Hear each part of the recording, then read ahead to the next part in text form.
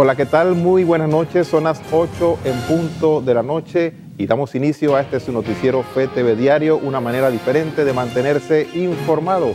Ya faltan 19 días, 18 días para la gran jornada mundial de la juventud y también nos encontramos en el tiempo de Navidad. Les saluda a su amigo Augusto Vanegas en compañía de Adaluz Sartur. Buenas noches, Adaluz. Buenas noches, Augusto. Buenas noches, amigos televidentes. Gracias por estar con nosotros. Saludamos también a los que nos sintonizan a través de los 94.1 FM de Radio Hogar y también a través de nuestras plataformas digitales en Facebook y Twitter. Gracias por sus comentarios. Vamos con los titulares para esta noche. Estos son los titulares para hoy jueves 13 de enero. Precandidatos de libre postulación presentan ante el Tribunal Electoral a sus compañeros de fórmula para las elecciones del 5 de mayo. Abogados de expresidente Ricardo Martinelli presentan denuncia contra presidente Juan Carlos Varela. Grupo de arrendatarios del mercado de abasto piden a las autoridades que no los dejen sin empleo. En las internacionales, el fiscal general de Arabia Saudita pidió castigar con pena de muerte a los sospechosos del asesinato del periodista saudita Jamal Khashoggi, mientras que Mike Pompeo y el presidente colombiano Iván Duque acordaron unir esfuerzos para aislar diplomáticamente al gobierno del presidente Nicolás Maduro. Los detalles de estas y otras informaciones a continuación.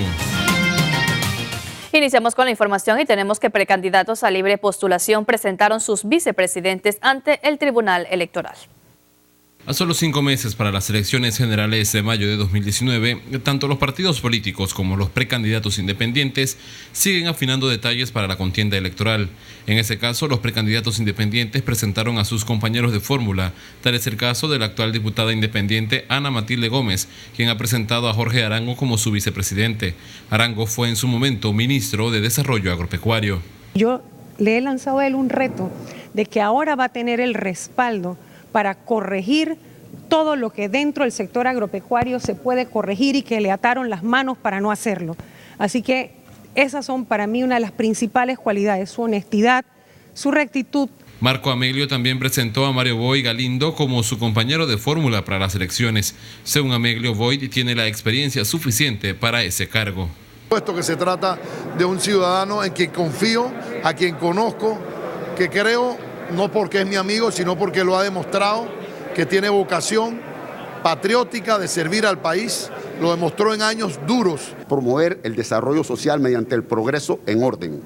Eso es fundamental y trataré de ayudar al presidente en lo que así me lo solicite. El ex candidato presidencial Gerardo Barroso, y quien nuevamente aspira a la silla presidencial, también asistió al Tribunal Electoral para presentar a su mancuerna para las elecciones. Hay candidatos que van a representarte y desde hoy y en este momento le doy la novedad que voy a hacer todo el esfuerzo porque haya una coalición. Cerca de la 1 de la tarde llegó a la sede principal del Tribunal Electoral Ricardo Lombana, quien ha presentado al ex magistrado del Tribunal Electoral Guillermo Márquez Amado como su vicepresidente. Creo que todo el país conoce, ya lo habíamos anunciado hace algunos días, al doctor Guillermo Márquez Amado, que nos acompaña en esta nómina. Cumplimos con el requisito de ley que indicaba pues que a más tardar el día de hoy teníamos que oficializarlo y presentar la solicitud, y así hemos venido a cumplir pues con ese requisito. Es importante mencionar que el Tribunal Electoral deberá decidir quiénes de los denominados independientes pasan a ser candidatos para las próximas elecciones de mayo de 2019. Esto será por medio de la recolección de firmas, recolección que finaliza el próximo domingo. No se sabe quiénes son los 3 que van a quedar, la matemática es perfecta y sería muy difícil que ya a estas alturas yo quede fuera de la papeleta. Además, los panameños siguen firmando, están nuestros equipos, nuestros precandidatos por todo el país recogiendo firmas. Ya llegó la hora de hacer que esto cambie. Si no quieren que esto cambie y quieren, es muy fácil, Cortizo, Blandón y Rux, ni se tomen el trabajo en escoger, porque da igual, son las mismas ratas con camiseta diferente.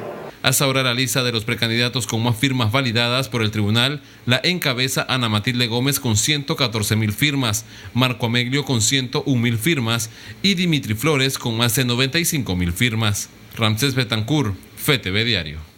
Un grupo de personas permanecen en los predios del mercado de abastos y piden respuestas a las autoridades del gobierno. Han pasado 24 horas desde que el mercado de abasto ha estado cerrado. Las imágenes captadas por el equipo de FTV Diario muestran el movimiento dentro del mercado agrícola central, donde se observa a algunos arrendatarios sacando sus pertenencias de las instalaciones de ese mercado. Algunos consumidores y vecinos del lugar se oponen a la mudanza del mercado de abasto. Temen que los precios en los productos aumenten en los próximos días.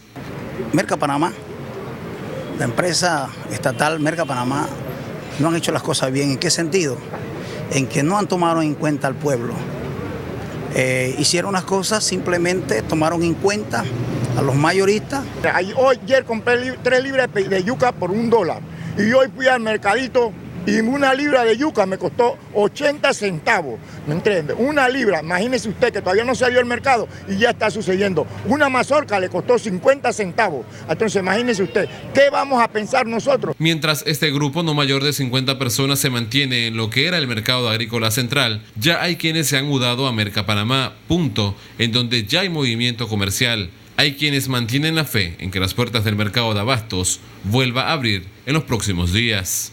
Aquí estamos pocos de los que tenemos la esperanza que sí. Mientras nosotros estemos aquí alrededor del mercado defendiéndolo, este mercado tiene vigencia, porque la infraestructura, esas que están ahí adentro, no son el mercado de abasto. El mercado de abasto son las personas que están aquí. Hasta ahora, según los afectados, las autoridades del gobierno no se han acercado a hablar con ellos. Dicen que el mercado es su sustento diario. Yo tengo 24 horas que yo no veo a mi hija. Yo necesito ver a mi hija, pero ¿con qué cara voy a la casa? ¿Con qué cara voy si no tengo ni qué darle de comer? Tengo que mandarla a poner la abuela, a poner la tía, para aquí, para allá, para ver quién le da un bocado de comida, porque gracias a usted, señor presidente, mi hija no tiene que comer, no tiene un uniforme. Sus $90 que usted le da de beca, en 2 pares de zapatos ya no tienen plata. ¿De qué estamos hablando? Ramsés Betancourt, FTV Diario. Avanzamos en la información y un equipo de abogados del expresidente Ricardo Martinelli se presentaron este jueves a la Secretaría de la Asamblea Legislativa para interponer una acción legal contra el mandatario Juan Carlos Varela por presuntamente impedir la hospitalización de Martinelli en un centro médico privado para practicarse una serie de exámenes cardíacos. La denuncia que se está presentando en el día de hoy es contra el presidente de la República de Panamá, Juan Carlos Varela, por el delito contra la vida y la integridad personal en grado de tentativa y contra el delito de la humanidad. Contra el expresidente, el señor Ricardo Martinelli Berrocal, de los hechos ocurridos en el Hospital Nacional el día 20 y 21 de diciembre del año 2018. Por la forma tan atroz como fue sacado del hospital. Ustedes podrán observar en la copia que les suministraremos posteriormente, el doctor Arenas señala que él está siendo forzado a declinar el conocimiento de la cuadrícula del expresidente Martinelli por instrucciones o por presiones del ministerio, del viceministro de Salud, el señor Ulloa, quien señaló, y eso está por escrito, que esto era por órdenes del Estado, es decir, por órdenes del presidente de la República.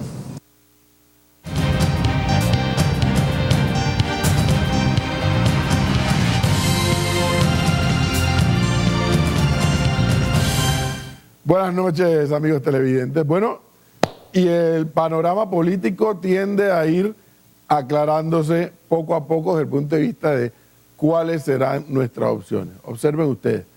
En la reforma al Código Electoral, que creo que eso lo comenté alguna vez aquí, de una manera perversa, los diputados metieron en dicho código que la fecha para finalizar la recolección de firmas por parte de los candidatos de libre postulación es el 5 de enero y que será hasta el 6 de enero, es decir, al día siguiente, que podrán entregar los libros, los últimos libros ante el Tribunal Electoral.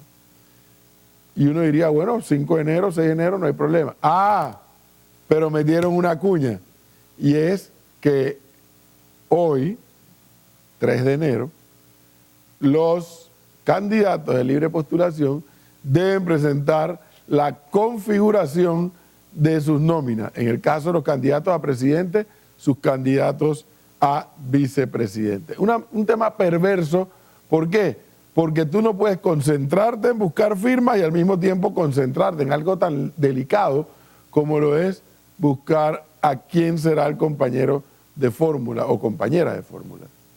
Pero fíjense ustedes la viveza de los diputados. Los partidos políticos tienen hasta febrero para configurar su nómina en función de las alianzas que hayan armado o no. Pero hasta febrero tienen para notificar quién es el candidato a vicepresidente. Bueno, con eso en mente, hoy Ana Matilde Gómez somete el nombre de el doctor Jorge Arango. Marco Ameglio, el nombre de Mario Boyd Galindo. El señor Dimitri Flores, el de Source Pierpoint. Ya con anterioridad, Ricardo Lombana había sometido el nombre de Guillermo Márquez Amado.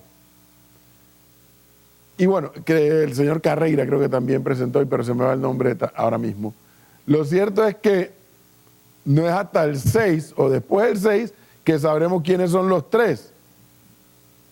Porque tal y como vaticinamos, el primero, segundo, tercero, cuarto lugar parece estar disputado. Bueno, habrá que esperar quién recoge más firmas. Lo cierto es, y yo lo vengo diciendo, el debate entre los candidatos de libre postulación va a estar más interesante que el debate entre los candidatos de los partidos políticos. ¿Por qué? Porque ahora ellos, en la viveza de los diputados, los de libre postulación ya tienen su nómina armada. Los de los partidos tienen hasta febrero y ya les va a tomar ahora más tiempo o más elementos a considerar una vez se conocen los de la libre postulación.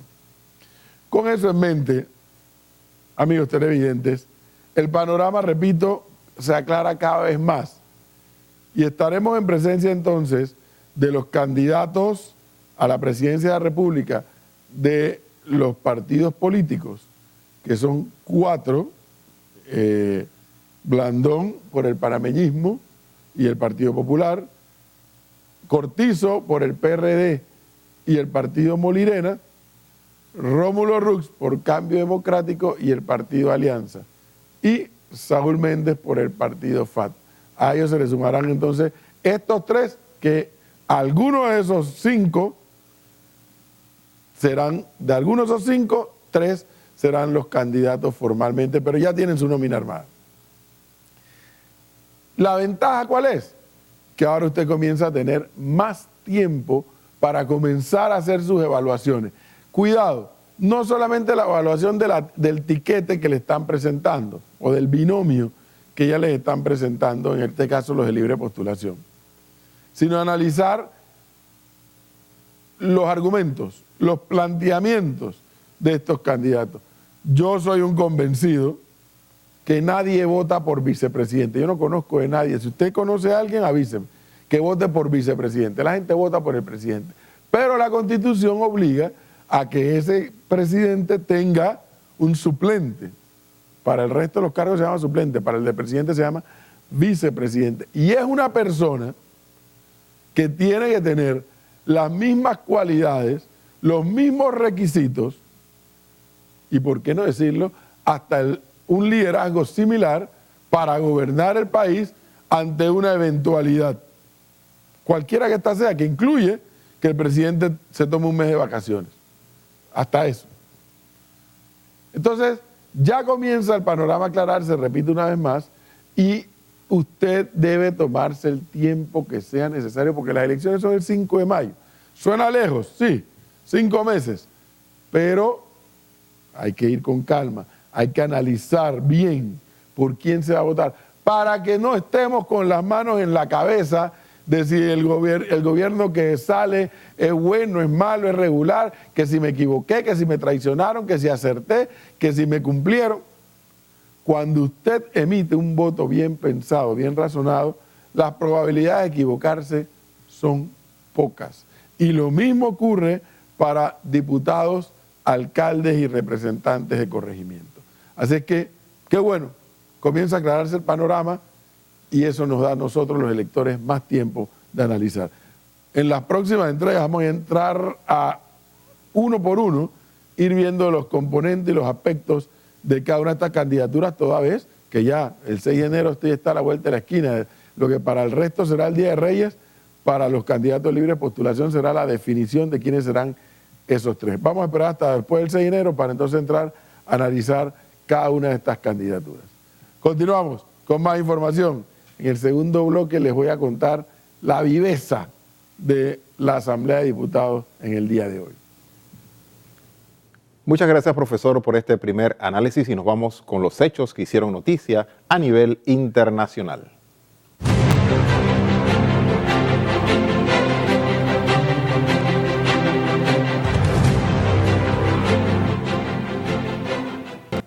Iniciamos el recorrido por el mundo y el fiscal general de Arabia Saudita pidió castigar con pena de muerte a los sospechosos del asesinato del periodista saudita Jamal Khashoggi.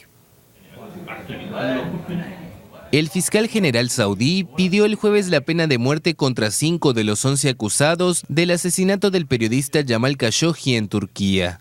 Lo hizo durante la apertura del juicio en un tribunal de Riad, en donde aseguró haber pedido en vano elementos sobre el caso a las autoridades turcas. Los abogados de los sospechosos solicitaron conocer los cargos exactos de los que se acusa a sus clientes y pidieron un plazo para estudiarlos, algo que fue aceptado por el tribunal. Khashoggi, que colaboraba con el diario The Washington Post, fue asesinado el pasado 2 de octubre por agentes saudíes en el consulado de Estambul. Al comienzo, Riad negó la muerte del periodista, pero finalmente explicó que había muerto durante una operación fuera del control del Estado y supervisada por 2 altos cargos que acabaron siendo destituidos. Por su parte, Ankara acusa a miembros del Estado saudí al más alto nivel. La CIA y la prensa turca y estadounidense sospechan que la operación contra Khashoggi fue ordenada por el príncipe heredero Mohammed bin Salman. Turquía pidió la extradición de 18 saudíes detenidos y sospechosos de estar implicados en el asesinato. Pero Arabia Saudita se niega a extraditarlos e informó que serían juzgados en su país. Estados Unidos continúa afectado por la parálisis presupuestaria promovida por el presidente Donald Trump, que exige al Senado fondos para la construcción de un muro en la frontera mexicana. El gobierno estadounidense cumplió su 12º día de parálisis presupuestaria el miércoles. El presidente Donald Trump invitó a la Casa Blanca a los líderes demócratas para una negociación que resultó estéril e insistió en que el presupuesto debe considerar una partida para construir un muro en la frontera con México para luchar contra la inmigración. Durará tanto como deba. Quiero decir, estoy preparado.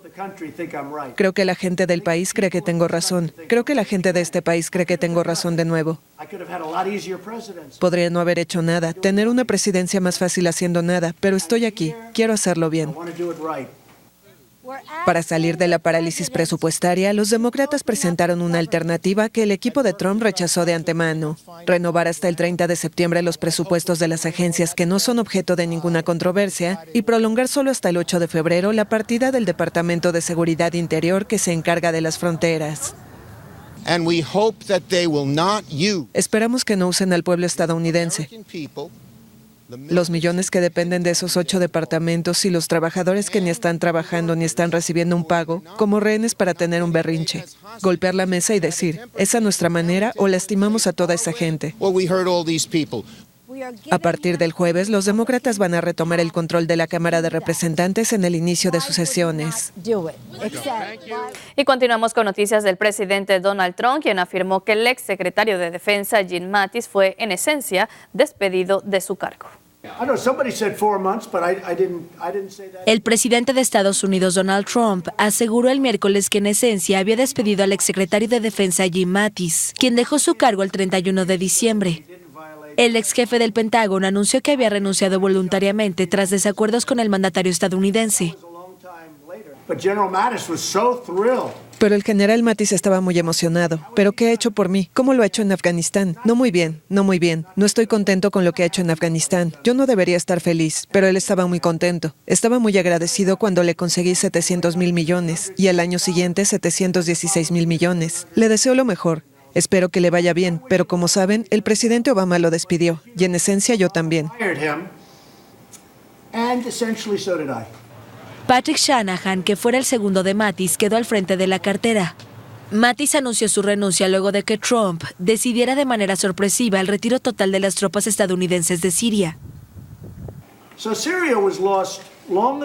Siria se perdió hace mucho tiempo. Además de eso, estamos hablando de arena y muerte. De eso estamos hablando. No estamos hablando de vastas riquezas. Estamos hablando de arena y muerte. La decisión de Trump de retirar a las tropas estadounidenses ha causado polémica, incluso entre los mismos republicanos. El martes, el ex candidato presidencial en 2012, Mitt Romney, que asumirá como senador el jueves, publicó una columna en el Washington Post en la que acusó al mandatario de no estar a la altura del cargo y afirmó que sus acciones han distanciado a Estados Unidos de sus aliados internacionales. Y en Sudamérica, el presidente de Brasil, Jair Bolsonaro, aseguró que su país y Estados Unidos dejaron de ser enemigos. El nuevo presidente de Brasil, Jair Bolsonaro, se reunió el miércoles con el secretario de Estado estadounidense, Mike Pompeo, en Brasilia. Bolsonaro afirmó a periodistas estadounidenses que acompañaban a Pompeo que Brasil y Estados Unidos dejaron de ser enemigos, en referencia a los gobiernos izquierdistas de Luis Ignacio Lula da Silva y Dilma Rousseff. Por su parte, Pompeo aseguró que el presidente Donald Trump está muy complacido con la asociación que ambos países comienzan a desarrollar. Creemos que la oportunidad entre el presidente Trump y el presidente Bolsonaro y nuestros dos equipos crean una oportunidad realmente transformadora para ambas naciones, para nuestros pueblos. Antes, el secretario se reunió con el canciller brasileño Ernesto Araujo, con quien se comprometió a construir una asociación mucho más intensa entre sus países y a luchar juntos contra regímenes autoritarios. Hoy se anuncia un nuevo comienzo en Brasil. También se cumplen 60 años de represión y políticas fallidas en Cuba. Y hoy tuvimos la oportunidad de hablar sobre las amenazas que emanaron de Venezuela y nuestro profundo deseo de devolver la democracia a Venezuela. El canciller brasileño dijo que la nueva relación con Estados Unidos es consecuencia de un realineamiento interno de Brasil, que incluye acercamientos con otros gobiernos conservadores como Israel, Italia o Hungría.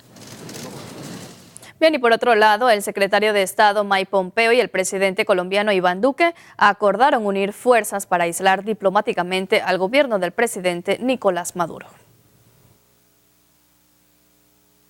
El presidente de Colombia, Iván Duque, recibió el miércoles en Cartagena al secretario de Estado de Estados Unidos, Mike Pompeo. Ambos acordaron unir esfuerzos para aislar diplomáticamente al gobierno de Nicolás Maduro. Todos los países que compartimos el valor de la democracia debemos unirnos para rechazar la dictadura de Venezuela y hacer todos los votos necesarios y hacer todos los esfuerzos necesarios para que se restablezca la democracia y el orden constitucional. El secretario aseguró que también hablaron sobre cómo colaborar con aliados regionales o internacionales para ayudar a los que huyen y ayudar a los venezolanos a recuperar su herencia democrática. Por otro lado, Pompeo llamó la atención por el crecimiento histórico de los narcocultivos, que mantienen a Colombia como el principal productor global de cocaína, con Estados Unidos como principal consumidor mundial de esta droga. Seguiremos trabajando contigo, señor presidente, lado a lado, para alcanzar nuestro objetivo conjunto de reducir el cultivo de coca y producción de coca al 50% entre ahora y 2023. Sabemos que debemos hacer nuestra parte para reducir la demanda en nuestro país y trabajaremos junto con ustedes también. Pompeo llegó al país tras participar el martes en la investidura del presidente de Brasil, el ultraderechista Jair Bolsonaro, con el que su gobierno estrechó lazos. Y con las noticias que nos llegan a nivel internacional, es momento de hacer nuestra primera pausa para anunciantes. Cuando estemos de regreso en FTV Diario, tenemos que a partir de mañana 4 de enero disminuye el precio del combustible. Y se dan a conocer los avances de la custodia que será utilizada en la Gran Vigilia Juvenil de la JMJ. Y en los deportes, el club argentino Boca Juniors nombró como su nuevo entrenador al exfutbolista y periodista deportivo Gustavo Alfaro. Estas y otras informaciones cuando estemos de regreso de la pausa aquí en FTV Diario.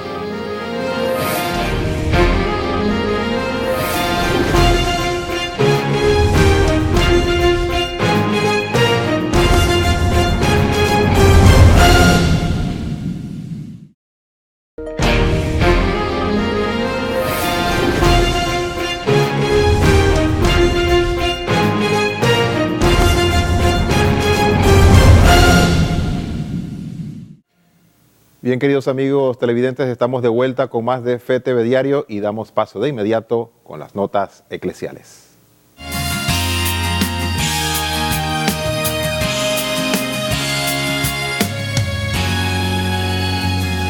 Y la Congregación para la Doctrina de la Fe ha publicado una respuesta a dudas doctrinales sobre la licitud ética de retirar a una mujer su útero cuando está estropeado y no tiene capacidad para desarrollar un embarazo. La Congregación para la Doctrina de la Fe completa la respuesta que ya ofreciera en 1993 sobre los casos en los que es lícito practicar una histerectomía. En general se considera lícito cuando no supone una esterilización deliberada. En esta ocasión responde a la pregunta de si es lícita una histerectomía en el caso de que el útero esté tan dañado que un embarazo solo conduzca a un aborto espontáneo, sin viabilidad posible para el feto. El Vaticano asegura que en este caso sí es lícito quitar el órgano. Con esta aclaración recuerda que la extirpación del útero y las trompas de falopio con el fin de evitar un embarazo es ilícita, porque el objeto propio de la esterilización es impedir la función de los órganos reproductores y su malicia consiste en el rechazo de la prole. Pero es distinto cuando los órganos reproductivos no son capaces de custodiar a un concebido hasta su viabilidad y el nacimiento de un feto vivo no es biológicamente posible. Esta nueva disposición de la Congregación para la Doctrina de la Fe se añade a las ya indicadas en el documento de 1993 titulado Respuestas a las preguntas presentadas sobre el aislamiento uterino y otras cuestiones. El portal oficial del Vaticano, Vatican News, ha informado que el Papa Francisco ha querido acompañar a los obispos estadounidenses que en este momento se encuentran en un retiro espiritual para rezar en el contexto de los escándalos de abusos sexuales que ha golpeado la Iglesia en los Estados Unidos y de cara al próximo encuentro convocado para el mes de febrero, donde la Iglesia enfrentará el tema de abusos y buscará los métodos para que no se vuelvan a repetir. El Papa en su carta dice lo siguiente: la credibilidad de la Iglesia se ha visto fuertemente cuestionada y debilitada por estos pecados y crímenes, pero especialmente por la voluntad de querer disimularlos y esconderlos, lo cual generó una mayor sensación de inseguridad, desconfianza y desprotección en los fieles. La actitud de encubrimiento, como sabemos, lejos de ayudar a resolver los conflictos, permitió que los mismos se perpetuasen e hirieran más profundamente el entramado de relaciones que hoy estamos llamados a curar y recomponer. Al finalizar la carta, el Santo Padre les anima en esta semana de ejercicios espirituales y les ofrece su oración y pide que también recen por él. El obispo copto católico de Minya explicó cómo la violencia ha fortalecido la fe de los cristianos perseguidos en Egipto. Parece que cada vez son más difíciles las cosas para los cristianos en Egipto. Están en el punto de mira de fanáticos que les consideran ciudadanos de segunda y, sin embargo, la comunidad cristiana egipcia es muy antigua. Una de las zonas más golpeadas en los últimos tiempos por la violencia sectaria es la de Minya. Hay miedo, pero la persecución también ha fortalecido la fe de muchos. Hay gente que tiene miedo, otros no se lo podían creer y otros han sentido mucha rabia, pero en la mayor parte de los casos, los cristianos han visto su fe fortalecida de forma que hay más personas en misa que antes de los atentados. No es extraño sufrir por la fe, porque Cristo nos dijo que quien quisiera seguirle debía negarse a sí mismo y llevar la cruz. Es por tanto una característica de nuestra fe. Monseñor Boutros Fahid Awad Hanna asistió en Roma a la presentación del informe sobre libertad religiosa en el mundo de ayuda a la Iglesia necesitada. El obispo explicó que las dificultades para los cristianos en Egipto son muchas, empezando por disponer de lugares de culto. Sí, para edificar o reparar las iglesias siempre hay dificultades burocráticas, siempre debemos esperar meses e incluso años. Tenemos que hacer las procesiones siempre dentro de la iglesia, no por fuera como aquí en Europa. Conozco a personas que quieren convertirse al cristianismo, pero es imposible para ellos, está prohibido. Por eso muchas veces les decimos que, dado que si lo hacen público su vida corre peligro, que crean en su corazón. Desde discriminación hasta ataques físicos e incluso el asesinato por el mero hecho de ser cristianos. Todo ello responde a un adoctrinamiento difícil de atajar. Solo unos días después del último ataque en su diócesis contra un autobús de peregrinos, el obispo participó en Venecia en este evento que tiñó de rojo la famosa Catedral de San Marcos y su laguna para llamar la atención sobre la persecución a los cristianos en todo el mundo.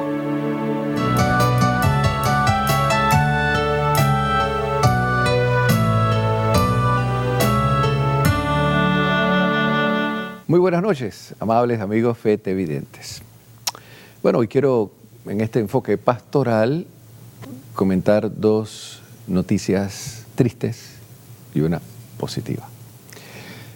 La primera noticia triste, que gracias a que en Chile se aprobó el aborto, o se despenalizó el aborto en ciertas condiciones, porque no es que se ha aprobado el aborto siempre que una mujer quiera abortar, sino en ciertas condiciones, cuando corre peligro la madre, etc. Bueno, el saldo de esa ley es que 523 bebés fueron abortados y que los grupos pro vida dicen que esos niños se pudieron salvar. Bueno, fíjense esta situación. 523 niños en un año por el crimen del aborto a nivel legal. Esto puede ir aumentando. Y al igual, las causas que se presentan posibles para el aborto también pueden ser modificadas con el tiempo.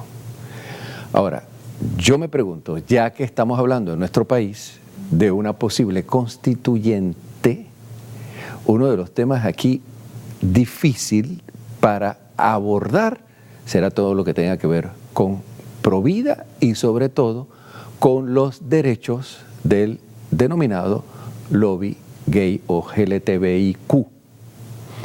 Y hablando de esto precisamente, en Nueva York ahora se puede, sin necesidad de los médicos, que cuando un bebé o una bebé nace, sus padres pueden elegir entre tres opciones: varón, hembra o X, indeterminado. Lo dijo ya el gobernador o el alcalde, ahora mismo no recuerdo, que se puede y que tienen todo el derecho de poner un sexo indeterminado. Ahora, pensemos un poquito en este caso las consecuencias de esto en el futuro. Si un niño nace sin sexo y el día de mañana el niño que ha crecido asume un sexo, yo me pregunto si esto va a afectar su identidad legal, no digamos su identidad psicológica, que de hecho la va a afectar. Pero hay otro problema, que dentro de este lobby LGTBIQ, y digo el Q, hay personas que dicen que ellos son un sexo o un género indeterminado y que no son hombre, ni mujer, ni gay, ni lesbiana, sino que un día o una semana es una cosa, la otra semana es otra. Ahora, pensemos un poquito ya las implicaciones legales que esto puede tener para papeleos, para incluso cometer actos de delincuencia, porque la persona no tiene un género o un sexo determinado. Pero aquí el punto es que ahora es legal. Sobre todo en estos queer que se llaman, una persona puede decir, bueno, durante este mes soy hombre y el otro mes soy mujer. Nadie a mí me puede obligar a tener un género determinado. Yo me cambio de género cuando a mí me da la gana y vivo con tal persona un mes o 2 meses y después vivo con otra y cambio, por consiguiente yo soy indeterminado. Pero si esa persona el día de mañana comete una fechoría, dice yo no lo cometí, lo cometió otra persona cuando tenía ese género, porque eso es lo que va a venir. De hecho, ya se dio en un concurso de belleza en España que hubo incluso una demanda, porque las bases del concurso no decían en ningún acápite de que una persona que se había cambiado de género podía o no participar. Esto va a traer problemas y sobre todo si esto va a un debate constitucional. Pongámonos a pensar en esto. Yo no sé, Yo hablo desde el punto de vista aquí de las consecuencias legales para un país, para una compañía, para un estado, de asuntos de demanda, de herencia, qué sé yo lo que pueda venir acá. Ahora, vamos a las noticias positivas. El cardenal Brenes de Managua pensó que no era prudente hacer esa multitudinaria procesión del Corpus Christi que se hace el 1 de enero en Managua y en otras diócesis. Digo Corpus Christi no por la fiesta del Corpus Christi, sino por la procesión, cuerpo y sangre de Jesús en la Eucaristía. No obstante que la procesión se suspendió, fue una masa de gente que asistió a la Eucaristía y a la adoración al Santísimo después de la Eucaristía en la Catedral de Managua. Esto es interesante. Yo pienso que ante la situación que está viviendo Nicaragua, queridos hermanos, lo que más hay que hacer por la situación que se vive es orar, ayunar, doblar rodillas, como también ante la situación que se está viviendo en Venezuela. Y bueno, ya sabemos que en otras partes del mundo siguen, ¿verdad?, los vientos de guerra que no han parado, como en el caso concreto de Siria. Bien, amigos, y seguimos con más aquí en FETV Diario. Adelante.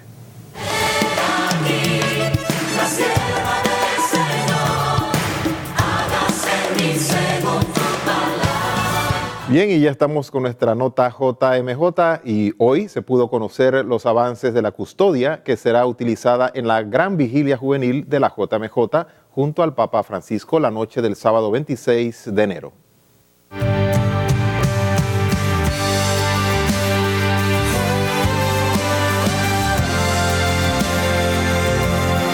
Así luce actualmente la escultura que portará la custodia que será utilizada en la gran vigilia juvenil de la Jornada Mundial de la Juventud.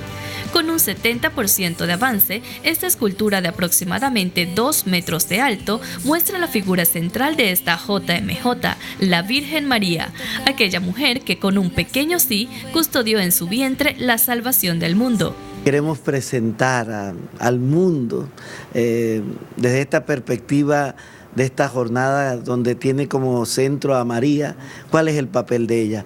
Ella es la que nos ofrece a su Hijo Jesús. Y qué bueno que en esta vigilia es ella la que lo llevó en su vientre, la que nos ofrece ahora a Jesús, pan de vida. El escultor Armando Granja es el encargado de esta gran obra, quien en conjunto con los organizadores de la JMJ ha asumido este reto como el trabajo más importante de su vida.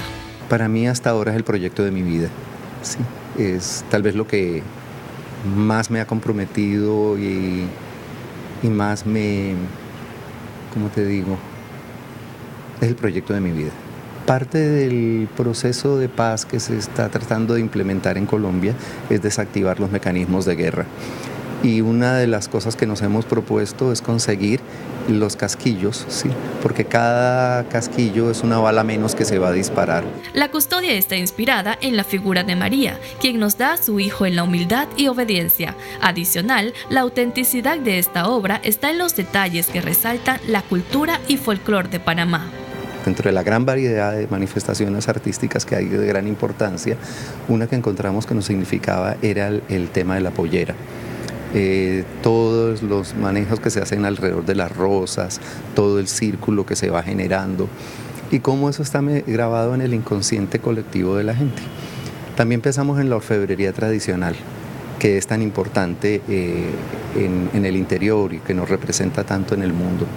Donde nos vamos a identificar realmente no solo con lo que porta a Jesús sacramentado, sino que se identifica también toda esta custodia con lo que son nuestras tradiciones, ¿verdad? La identidad nuestra como pueblo. Cuando se habla de Panamá, se habla de la gran perla, y por eso el archipiélago de la perla. Ahora, cuando se reúnen jóvenes de más de 156 países, es María la que desde aquí nos va a entregar al mundo entero la gran perla que es Jesús. La custodia estará lista para la vigilia juvenil que se realizará la noche del 26 de enero en el campo San Juan Pablo II en Metropark.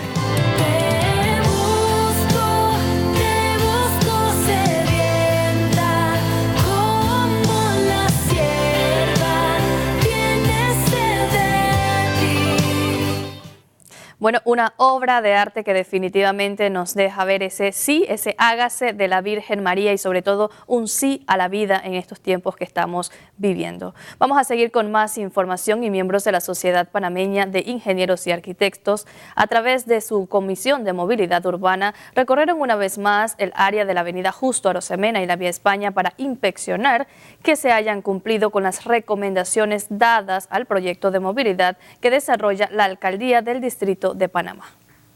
Durante el recorrido por la Justo Arosemena y la Vía España, la Sociedad Panameña de Ingenieros y Arquitectos iban inspeccionando el avance de la obra y que la alcaldía haya cumplido con las recomendaciones y adecuaciones que el gremio señaló en su visita anterior, conforme a las normas de seguridad ambientales y de construcción vigentes. Sin embargo, se encontraron con algunos detalles que, según ellos, aún faltan por mejorar. La distancia entre los árboles, que no va a haber sombra, la altura de las aceras están un poco altas. Faltan las rampas que tienen que estar en cero para que las personas discapacitadas de mayor edad, niños y eso lo vimos y estamos haciendo algunas otras.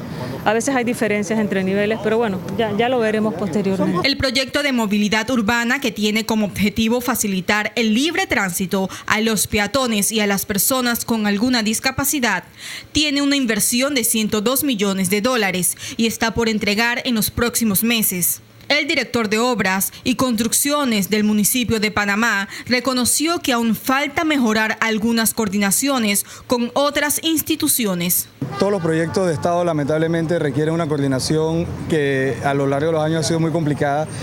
Aquí le puedo decir que se ha coordinado con las empresas de telecomunicaciones, las empresas eléctricas, con el Ministerio de Obras Públicas, IDAN, Tránsito. Sí quedan temas pendientes, los últimos cierres, como quien dice. Se han revisado temas de pendientes y se corrigieron, se han revisado temas de ubicación de las bancas, se han corregido más o menos lo que ha llegado y lo que se ha podido, ¿no? En algunos casos dependemos de terceros o de estructuras existentes y ahí sí definitivamente, por ser una intervención sobre un espacio urbano en uso y que tiene muchos años de manejarse de forma irregular, la verdad es que no todo queda perfecto, en la realidad tenemos diferentes alturas, diferentes aceras. Para Juventino Quirós, del movimiento de ciclistas en las calles de Panamá, manifestó la importancia de que el ciclista pueda movilizarse en las calles y expresó que para que eso suceda debe haber respeto entre el ciclista, el peatón y los vehículos. La educación vial es súper importante en temas de moverse diferente. El vehículo tiene que comenzar a aprender, vehículo particular, el conductor de vehículo particular tiene que aprender de que ellos son lo último en la pirámide de movilidad. O sea, que ellos tienen que darle prioridad a cualquier otro vehículo, transporte público e inclusive al peatón y al ciclista. Entonces, estas son una de las cosas que no nos enseñan en los cursos de educación vial, ya sea privados, ni siquiera nos los enseñan en la escuela. Según el informe de la Sociedad Panameña de Ingenieros y Arquitectos, en el caso de las rampas para discapacitados, quedó en evidencia la falta de coordinación entre las instituciones, en este caso específico, la Autoridad de Tránsito y Transporte Terrestre y el Metro de Panamá. Este viernes, el recorrido continúa en la Vía Argentina y calle Uruguay. Jennifer Sanjur Padilla, FETV Diario. Y atención Panamá, este viernes 4 de enero a partir de las 6 de la mañana, los precios del combustible tendrán una reducción en su precio. Así lo informó la Secretaría Nacional de Energía para la provincia de Panamá y Colón. La gasolina de 95 octanos costará 69 centavos por litro. La gasolina de 91 octanos quedará en 66 centavos el litro, mientras que el litro de diésel ultra bajo en azufre tendrá un costo de 65 centavos por litro. Los nuevos precios se mantendrán hasta el 18 de enero de 2019. Bueno, ahí tiene la información, amigo televidente. Ya sabe, a partir de mañana bajan los precios del combustible hasta el 18 de enero. Momento de hacer nuestra pausa. Al volver, el profesor Edwin Cabrera con el segundo análisis de la noche. Así es, y también nuestro compañero Alejandro Rodríguez con las notas deportivas. Ya volvemos.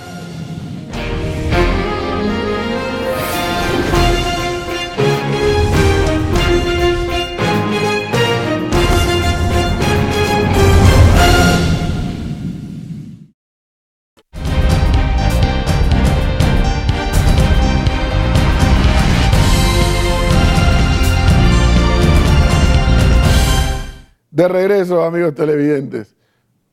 ¿Saben lo que pasó hoy en la Asamblea de Diputados? Resulta que, según dijo la propia presidenta de la Asamblea, la diputada Yanibel Ábrego, hoy iban manos a la obra y a avanzar con la agenda de discusión de los temas que quedaron pendientes, sobre todo de el periodo de sesiones extraordinarias que, si acaso, aprobaron 2 de las 8 o 9 leyes que les mandaron. Comenzó la discusión y, según puedo saber, en medio de la discusión recibieron la información que la Contraloría devolvía sin firmar una cantidad de cheques de la planilla, de las planillas de los diputados. ¿Cuál fue la reacción de la presidenta de la Asamblea cuando se entera de eso? Su copartidaria, la diputada Ana Castañeda, pide que se suspenda la discusión. ¿Que se suspenda la discusión? Son colegas y copartidarias, ambas son de ese Cambio Democrático, la presidenta y la diputada Castañeda, por el hecho de que la Contraloría había devuelto los cheques. Mire lo poco serio de diputados que nosotros tenemos. No me molesta mucho lo que hayan hecho, sino cómo lo hicieron y el por qué. Porque la suspensión fue de la discusión del proyecto de ley que eleva a delito el no pago de impuestos o la evasión de impuestos. Y esta es una legislación que, si tuviéramos una Asamblea de Diputados digna y verdaderamente independiente, tuvieran el valor de rechazarla de plano, porque es una ley que, según me dicen los expertos, nos las están imponiendo de afuera estos organismos, y que Gafi, OCDE y todas estas hierbas aromáticas, que lo único que saben es fastidiarnos la vida, y que a otros países no le ponen estas medidas ni les exigen estas medidas, y aquí a los congos de Congolandia sí nos las imponen, y la Asamblea, el Ejecutivo que corre a enviarla a la Asamblea, y la Asamblea que corre a aprobarlas.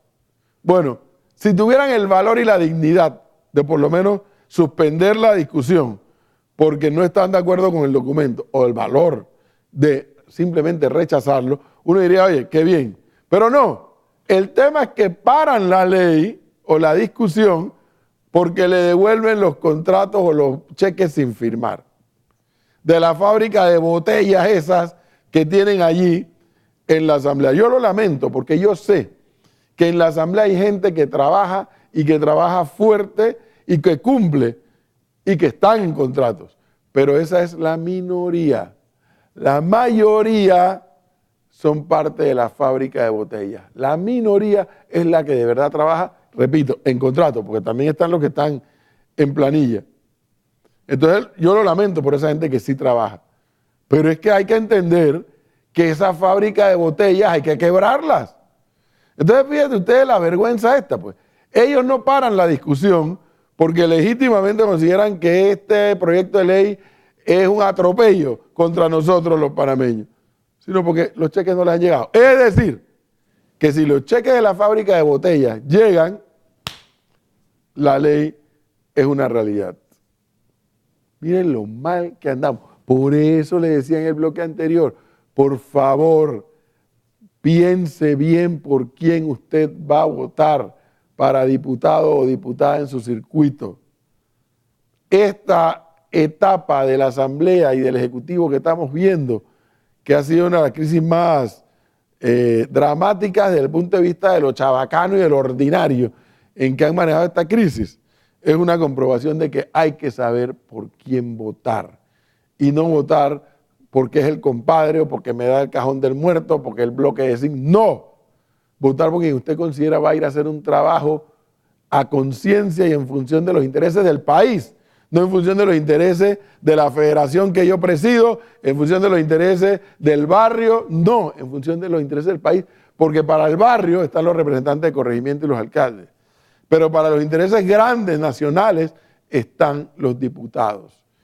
Si seguimos con esta misma calaña de diputados, no nos quejemos de lo que nos vendrá en el próximo quinquenio. Continuamos con más información y los deportes con Alejandro Rodríguez.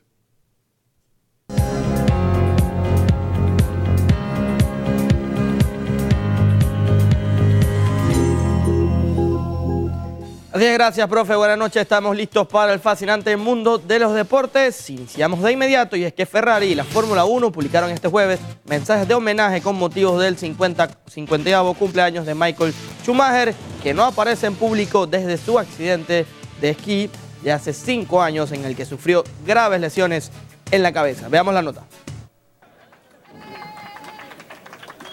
Michael Schumacher cumplió el jueves 50 años en medio del misterio sobre su estado de salud. El 7 veces campeón de Fórmula 1 no aparece en público desde su accidente de esquí en los Alpes franceses en diciembre de 2013, en el que sufrió graves lesiones en la cabeza. El alemán obtuvo 91 grandes premios y dio a Ferrari 5 coronas consecutivas entre 2000 y 2004. La escudería de Maranello, que ganó 6 títulos en la categoría de constructores durante la etapa de Schumacher, le dedicó el jueves un mensaje de homenaje en Twitter, y su museo, en el norte de Italia, le dedica actualmente una exposición. La cuenta oficial de la Fórmula 1 en Twitter también se sumó a los saludos con el hashtag Continúa Luchando. 5 años se cumplen, como bien veíamos, ya prácticamente del fuerte accidente que sufrió Michael Schumacher, sin duda una leyenda del deporte en cuanto a la Fórmula 1. Cambiamos de tema, nos vamos para el fútbol y es que el club argentino Boca Juniors nombró ayer miércoles como nuevo entrenador al experimentado Gustavo Alfaro en reemplazo de Guillermo Barros Esqueloto, quien dejó a cargo su puesto luego de la derrota ante su archirrival River Plate en la final de la Copa Libertadores 2018. Boca Juniors tiene nuevo entrenador. El experimentado Gustavo Alfaro fue presentado el miércoles por el club argentino en reemplazo de Guillermo Barros Esqueloto, quien se hizo a un lado tras la derrota ante su archirrival River Plate en la final de la Copa Libertadores 2018. Ya el duelo se hizo, que ya hay que mirar para adelante y que a partir de mañana tenemos que empezar a construir la victoria que vendrá. Alfaro, de 56 años, viene de desempeñarse como director técnico del argentino Huracán. Sus mayores logros los consiguió con Arsenal de Sarandí, al conquistar la Copa Sudamericana 2007, el Torneo Clausura 2012 de Primera División, la Supercopa Argentina 2012 y la Copa Argentina 2013. Insto a mis jugadores a soñar, tanto desde lo individual como de lo colectivo, que no existen techos. Para mí la palabra imposible no existe, y eso no depende de la camiseta donde uno vista, siempre se puede ir más arriba. Alfaro adelantó que con Boca son los últimos años que va a dirigir, pero se mostró confiado y asomó una promesa. Dijo que si algo le falta a su carrera es ganar una Copa Libertadores. La meta de Alfaro, que quiere ganar una Copa Libertadores, que sin duda Boca se quedó con las ganas. Recuerden que perdieron ante River, la polémica final de Copa Libertadores que se tuvo que jugar en el Santiago Bernabéu en la ciudad de Madrid. Ahora Guillermo Barros Esqueloto está en la MLS con el Galaxy, donde juega Zlatan Ibrahimovic. Venimos al plano local, tenemos que hablar de la LPF y es que el mediocampista Richard Rodríguez fue anunciado este jueves como nuevo jugador del Sporting San Miguelito para el torneo Clausura 2019. Rodríguez viene de jugar con el Costa del Este, actual subcampeón de la Liga Panameña de Fútbol. Sin embargo, con los costeños, Rodríguez solo vio minutos en 4 partidos en el 2018, 2 de ellos como titular. Richard inició su carrera en la LPF con el San Francisco, donde estuvo hasta el 2017, para luego fichar con el Plaza Amador hasta finales del mismo año. Sporting arranca la temporada el próximo 3 de febrero, enfrentando precisamente al Costa del Este en el estadio Luis Ernesto Cascarita Tapia. Veremos cómo le va a Richard en esta nueva etapa. Ahora con Jair Palacios, que ya lo vio, fue su entrenador en el Plaza Amador hace unos años. Ahora lo tiene con el Sporting, que tiene que salvar la categoría. Está en problemas de descenso el Sporting San Miguelito. Como bien escuchamos, en el mes de febrero, viernes 1 de febrero, iniciará el torneo Clausura de la LPF. Por ahora el Sporting es el que estaría bajando a la segunda división. Para eso han traído a Jair Palacios y algunos otros como técnico y algunos otros jugadores para reforzar el equipo académico. que sin duda sería un gran fracaso que se vayan directamente a la segunda división.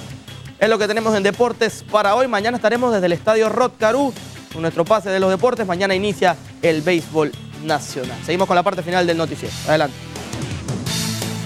Bien, amigos televidentes, ponemos punto final a FETV Diario y antes de despedirnos queremos invitarles a los amigos televidentes a nivel nacional, aquellos que pues el Señor está tocando su corazón para abrir esas puertas de sus hogares y recibir a esos peregrinos que vienen a visitar Panamá, a encontrarse con Cristo, pues que abran esas puertas y que no se quede ninguna cerrada, como dice esa bella canción, el Cristo peregrino, que se abran de par en par porque el Señor está tocando las puertas de esos hogares para entrar a través de uno de estos hermanos jóvenes peregrinos que nos llegan de diversas partes del mundo. Así que abrir esos corazones y esas puertas.